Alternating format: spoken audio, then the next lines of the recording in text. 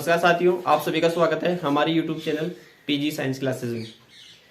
आज अपन डिस्कस करने वाले हैं बीएससी सेकेंड ईयर का first paper molecular biology and biotechnology. जैसा कि अपने को पता है कि जो मॉलिक्यूलर बायोलॉजी है, ये जो टर्म है मॉलिक्यूलर बायोलॉजी आणविक जैविकी, यह जो टर्म है वो सबसे पहले जो वारेन वीवर थे, यानी कि डब्ल्यू वीवर यानी कि वारेन वीवर, उन्होंने यह आणविक जैविकी का शब्द सबसे पहले इस्तेमाल किया था। और इस वीवर के अनुसार, इनके अनुसार जो मॉलिक्यूलर बायोलॉजी की जो डेफिनेशन है वो इस प्रकार से है कि जीवन के भौतिक और रासायनिक आधार का अध्ययन ही आणविक जैविकी कहलाता है। यानी कि जो हमारी जो जिंदगी के जो भी फिजिकल और जो केमिकल बेसिस हैं, उनकी स्टडी करना ही मॉलिक्यूलर बायोलॉजी या फिर आणविक जैविकी कहलाता है। जैसा कि हमें पता है कि जो मॉलिक्यूलर बायोलॉजी है, हम उसमें जो जैव अणु यानी कि जो आणविक मॉलिक्यूल हैं उनकी स्टडी करेंगे। तो हमारी जो बायोलॉजिकल सेल्स होती हैं, जो जैविक कोशिकाएं होती हैं, इनमें जो जैव अणु या बायोमोलिक्यूल जो होते हैं वो मुख्यतः चार प्रकारों में इन्हें विभाजित किया गया है। इन चार प्रकारों में से जो पहला है वो है प्रोटीन मॉलिक्यूल। जो दूसरे हैं वो कार्बोहाइड्रेट्स हैं, कार्बोहाइड्रेट। जो तीसरे हैं उनको हम वसा या फिर लिपिड मॉलिक्यूल भी, जिसमें फैट वगैरह आती है, इसमें लिपिड मॉलिक्यूल्स हैं। और जो चौथा बायोमोलिक्यूल है वो है न्यूक्लिक एसिड, न्यूक्लिक एसिड या न्यूक्लिक अम्ल।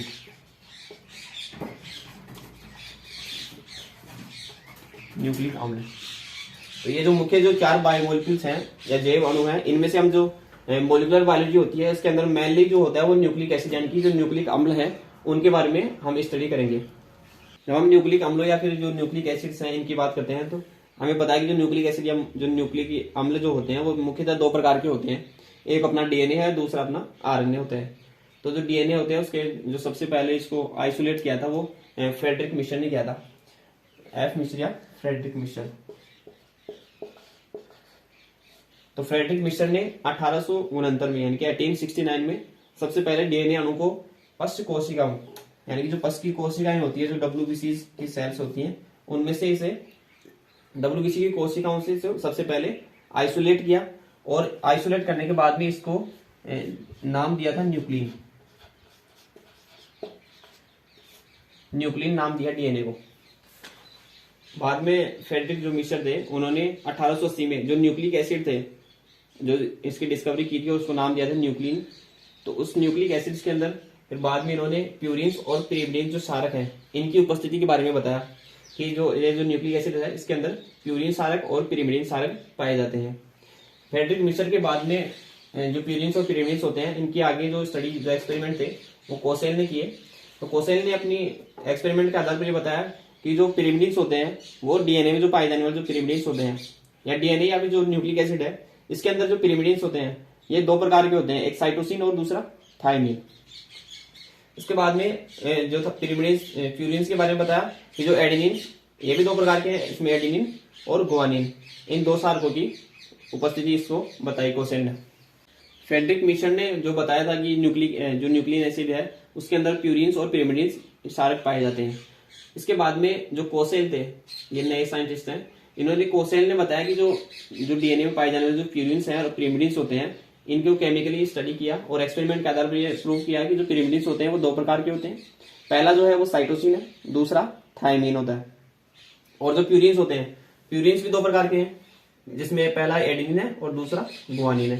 तो इन सारकों की प्रेजेंस को कोसेल ने एक्सपेरिमेंटली प्रूव किया।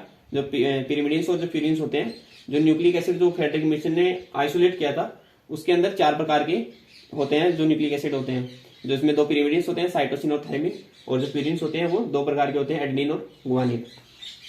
फ्रेडरिक मिशर ने जो पश्च कोशिकाओं से जो न्यूक्लिन एसिड को अलग किया था, डीएनए को अलग किया था, उसको नाम न्यूक्लिन दिया था। उसके बाद में क्या था, रिचर्ड जो अल्टमान थे 1899 में, इन्होंने इसको न्यूक्लिक एसिड यानी कि न्यूक्लिक अम्ल का नाम दिया।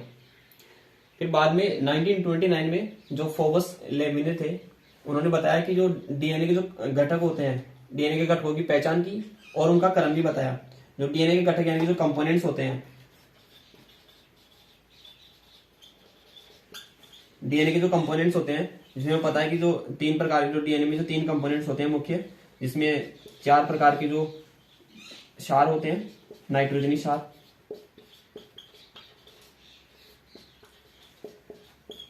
जो कोसेल ने बताए थे एजीटीसी, यानी कि जो एडेनिन, ग्वानिन, थाइमिन और साइटोसिन, जिसमें 2 प्रकार के प्यूरिन्स और 2 पायरिमिडिन्स होते हैं। और इसके बाद में शुगर, जो दूसरा कंपोनेंट है वो शुगर या शर्करा जिसको बोलते हैं, और एक फॉस्फेट का मॉलिक्यूल, फॉस्फेट का मॉलिक्यूल। इन 3 प्रकार के घटकों की पहचान की लेवेने ने और उसका क्रम भी बताया। तो डीएनए के अंदर जो इनका क्रम होता है वो इस प्रकार से होता है, जो शुगर मॉलिक्यूल्स होते हैं वो बीच में होते हैं और इसके एक कार्बन पे फॉस्फेट का मॉलिक्यूल अटैच होता है और दूसरे कार्बन पर जो नाइट्रोजनी क्षार होते हैं, 4 प्रकार के नाइट्रोजन क्षार होते हैं, इनके अंदर कोई सा एक होता है यहाँ पे। तो ये इसका इन्होंने जो फोबस लेवेने थे, इन्होंने डीएनए के जो घटक थे इनकी पहचान की, तीनों घटकों की, और इनका क्रम बताया कि डीएनए में इस क्रम में ये मौजूद होते हैं। जो लेवेने थे उनके अनुसार जो डीएनए के जो कंपोनेंट्स हैं, यानी कि जो डीएनए के घटक थे वो 3 प्रकार के थे, जिनमें उन्होंने बात की थी, जो शुगर है, जो नाइट्रोजन क्षार है और एक फॉस्फेट का मॉलिक्यूल है। तो अब इन कंपोनेंट्स को हम अलग अलग डिस्कस करते हैं। जो डीएनए के जो घटक हैं इनमें जो पहला घटक है वो शर्करा है, शुगर है। जो डीएनए में पाई जाने वाली जो शुगर होती है वो पेंटोज शुगर होती है, या जो न्यूक्लिक एसिड में पाई जाने वाली जो शर्करा है वो पेंटोज शुगर है, यानी कि इसमें 5 कार्बन वाली शुगर है जिसको हम पेंटोज शुगर बोल रहे हैं। तो जो पेंटोज शुगर है वो 2 प्रकार की होती है। जो हमारी जो न्यूक्लिक एसिड है इनमें पाई जाने वाली जो शर्करा होती है वो 2 प्रकार की होती है। पहली जो है वो राइबोज शुगर है, यानी कि राइबोज शर्करा, जो इसका जो मॉलिक्यूलर फॉर्मूला है वो है C5H10O5। और दूसरी जो है वो डिऑक्सी राइबोज शर्करा है, यानी कि डिऑक्सी राइबोज शुगर, जिसका जो मॉलिक्यूलर फॉर्मूला है वो C5H10O4 होता है। इनकी संरचनाओं की हम बात करें तो जो राइबोज शुगर होती है और जो डिऑक्सी राइबोज शुगर होती है वो इस प्रकार की होती है। इनमें जो मुख्य अंतर होता है कि जो राइबोज शुगर है और जो डिऑक्सी राइबोज शुगर है, इनमें जो मुख्य अंतर है वो मेनली तो ये पूरा स्ट्रक्चर एक जैसा ही है, लेकिन इनमें जो मुख्य अंतर है वो इस 2 नंबर के कार्बन पे है। 2 नंबर के कार्बन पे जो राइबोज शुगर होती है वहां पे OH ही पाया जाता है, जबकि जो डिऑक्सी राइबोज शुगर होती है उसके अंदर जो 2 नंबर कार्बन है वहां पे एक ऑक्सीजन की कमी होती है, इसलिए हम इसको बोल रहे हैं डिऑक्सी राइबोज शुगर। जो राइबोज शुगर होती है यह हमारे जो न्यूक्लिक एसिड जो आरएनए होता है उसके अंदर पाई जाती है, और जो डिऑक्सी राइबोज शुगर होती है यह डीएनए में देखने को मिलती है या डीएनए में पाई जाती है। जो डीएनए के जो मुख्य घटक थे उसमें से जो दूसरा घटक है वो है नाइट्रोजन क्षारक, यानी कि नाइट्रोजनस बेसिस। जो नाइट्रोजन क्षारक होते हैं वो 2 प्रकार के होते हैं, हमने पहले बात की थी, प्यूरिन्स और पिरिमिडिन्स। जो प्यूरिन्स होते हैं वो 2 प्रकार के होते हैं, आगे फर्दर इनको डिवाइड करेंगे। इसमें पहला है वो एडेनिन है, जो दूसरा है वो ग्वानिन है। इनको हम शॉर्ट में ए से रिप्रेजेंट करते हैं और ग्वानिन को जी से रिप्रेजेंट करते हैं।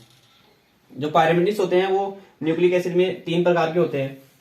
इसमें पहला है वो साइटोसिन है, दूसरा वो थाइमिन, और जो तीसरा है वो यूरेसिल होता है। साइटोसिन को C से डिनोट किया जाता है, थाइमिन को T से प्रदर्शित करते हैं, जबकि यूरेसिल को U से प्रदर्शित किया जाता है।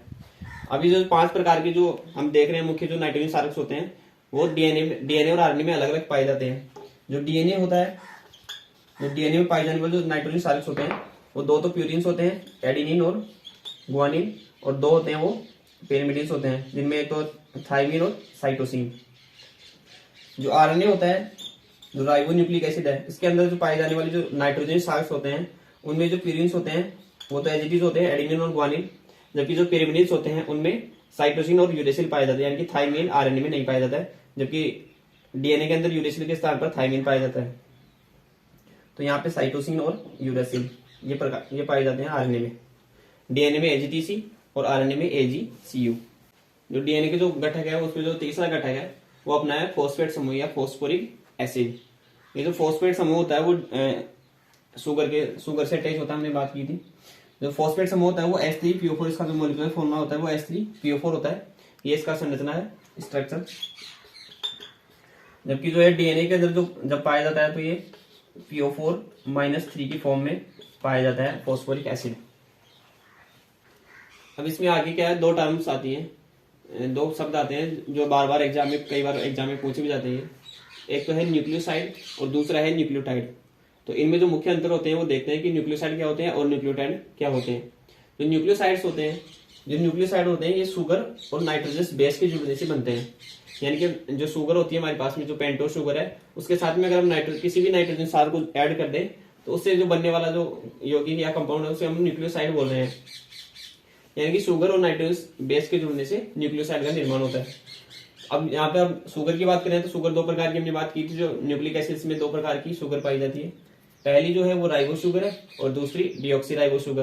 तो राइबोस शुगर के साथ में कोई भी नाइट्रोजन बेस अटैच होगा तो हम उसको बोलेंगे राइबो न्यूक्लियोसाइड। और अगर डीऑक्सीराइबोस शुगर के साथ में कोई नाइट्रोजन सारक जुड़ता है या नाइट्रोजन बेस जुड़ता है तो उसको हम बोल रहे हैं डीऑक्सीराइबो न्यूक्लियोसाइड। अब इसकी स्ट्रक्चर की बात करें तो शुगर का जो बेसिक फॉर्मूला होती है, बेसिक स्ट्रक्चर ये होता है, और जो नाइट्रोजन बेस होता है ये इस शुगर के जो कार्बन नंबर 1 पे अटैच होता है, और इससे जो जुड़ने वाला जो ये नाइट्रोजन बेस होता है, इसमें इस कार्बन और इस नाइट्रोजन बेस के बीच में जो बॉन्ड बनता है उस बॉन्ड को ग्लाइकोसिडिक बॉन्ड बोलते हैं।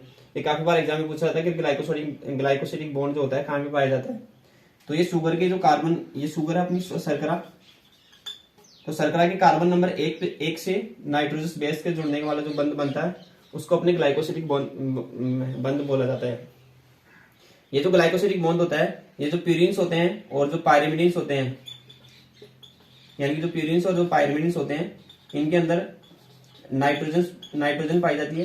तो जो प्यूरिन्स होते हैं वहां पे जो नाइट्रोजन का 9 नंबर का जो नाइट्रोजन होता है उसके साथ में C1 कार्बन से बंध बनता है, जबकि जो पिरिमिडिन्स होते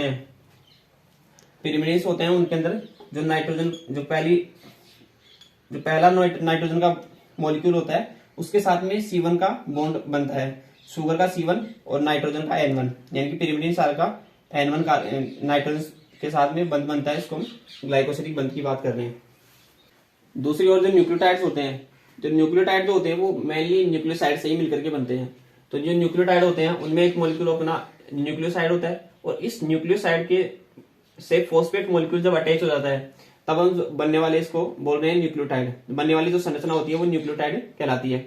यानी कि जो इनसे जो न्यूक्लियोसाइड बना हुआ है इसके जो कार्बन नंबर 5 है, यहाँ पे इस शुगर मॉलिक्यूल का जो कार्बन नंबर 5 है उसके साथ में ये बंध बनाता है फॉस्फेट मॉलिक्यूल। तो इससे बनने वाली जो संरचना है ये अपनी न्यूक्लियोटाइड कहलाती है। यानी कि इसमें नाइट्रोजन सार पहले से प्रेजेंट होगा और शुगर प्रेजेंट होगी। तो ये नाइट्रोजन सार वाली जो शुगर होती है, यानी कि जो न्यूक्लियोसाइड होता है उसके साथ में जब फॉस्फेट का मॉलिक्यूल ऐड होता है तब हम इसको बोल रहे हैं न्यूक्लियोटाइड। इसके बीच में जो पाए जाने वाला जो बंध होता है ये एक एस्टर लिंकेज होता है, यानी कि एस्टर बंध इनके बीच में बनता है। और जब दो मॉलिक्यूल आपस में जुड़ते हैं तो इसके बीच में जो बनने वाला बंध होता है उसको हम फॉस्फोडाइएस्टर बॉन्ड बोलते हैं। और यहाँ पे जो बंध बन रहा है C1 और नाइट्रोजन बेस के बीच में, इसको हमने ग्लाइकोसिडिक बंध बनता है, ग्लाइकोसिडिक बंध बनता है C1 कार्बन पे। और जो कार्बन नंबर 5 है शुगर का, उससे फॉस्फेट मॉलिक्यूल अटैच होता है। इसके बीच में जो पाए जाने वाला बंध होता है वो एस्टर लिंकेज होता है, इसको हम एस्टर बंध भी बोलते हैं। ये न्यूक्लियोटाइड होते हैं उसमें जो न्यूक्लियोसाइड का मॉलिक्यूल होता है, अगर हमने बात की राइबो न्यूक्लियोसाइड की तो जो बनने वाला न्यूक्लियोटाइड होगा वो राइबो न्यूक्लियोटाइड होगा। अगर इस न्यूक्लियोसाइड पर हम लेते हैं डीऑक्सीराइबो न्यूक्लियोसाइड तो जो बनने वाला न्यूक्लियोटाइड होता है उसको हम डीऑक्सीराइबो न्यूक्लियोटाइड बोलते हैं।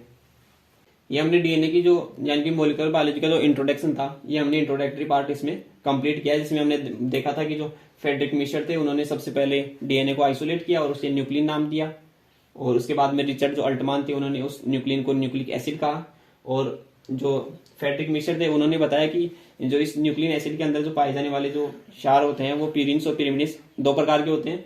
उसके बाद में दूसरे साइंटिस्ट आए, उन्होंने बताया कि उन्होंने बोला कि जो प्यूरिन्स और पिरिमिडिन्स होते हैं ये भी 2 प्रकार के होते हैं।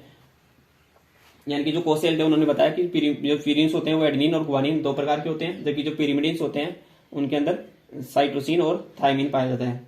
बाद में फोकस लेवने ने बताया कि जो डीएनए के अंदर जो पाए जाने वाले जो कंपोनेंट्स होते हैं, जो घटक होते हैं, उसकी पहचान की उन्होंने और उनका क्रम बताया। तो उसके अंदर जो पाए जाते हैं, एक तो हमने बात की जो डीएनए के जो मुख्य कंपोनेंट्स होते हैं उसमें नाइट्रोजन शार्क होते हैं, दूसरी एक शुगर होती है, और जो तीसरा होता है वो फॉस्फेट का मॉलिक्यूल होता है। इन तीनों के बारे में बताया और उनका फिर ऑर्डर बताया कि पहले इसमें फॉस्फेट का मॉलिक्यूल जुड़ा होता है, शुगर बीच में होती है, बाद में नाइट्रोजन शार्क जुड़े होते हैं। उसके बाद में हमने बात की न्यूक्लियोसाइड और न्यूक्लियोटाइड की। तो न्यूक्लियोसाइड होते हैं वो शुगर और नाइट्रोजन बेस के जुड़ने से बनते हैं, जबकि जो न्यूक्लियोटाइड होते हैं वो न्यूक्लियोसाइड के अंदर जो फॉस्फेट मॉलिक्यूल ऐड होता है तो उससे फिर न्यूक्लियोटाइड का निर्माण होता है।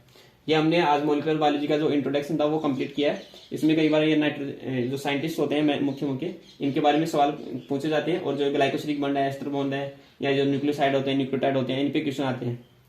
इसके बाद में हमने अगली क्लास में अपने डीएनए की जो स्ट्रक्चर होती है उसकी हम डिटेल स्टडी करेंगे।